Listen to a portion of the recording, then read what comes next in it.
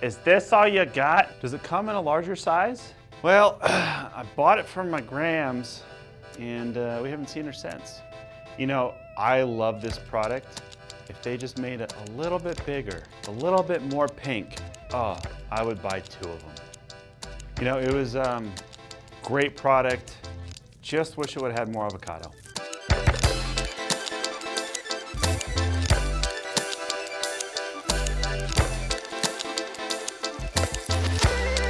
Okay, so let's talk customers. They're hard to predict, they're hard to understand, and sometimes they're your own family, and that makes it worse.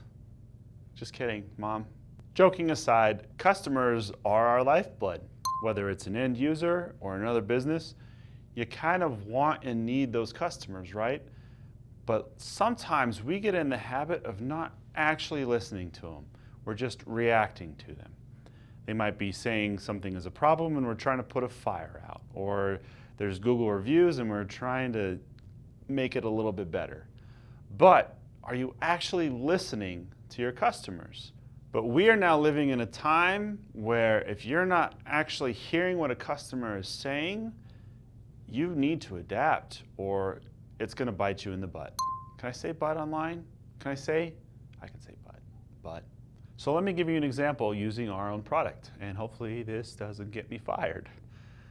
We have a service and a solution that provides lots of options for companies to customize and build out exactly what they need for their business. But there have been times where we talk to one industry the exact same way we talk to a completely different industry, and they don't exactly behave or act or have the same needs, but we treat them as if they're similar.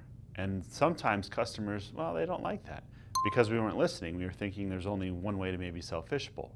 But the reality is we service all kinds of companies, people that manufacture reptiles, people that make farming equipment, people that make evaporative coolers, people that sell arcade systems, and on and on. I mean, you couldn't limit it to one type of customer in our niche because we don't have one.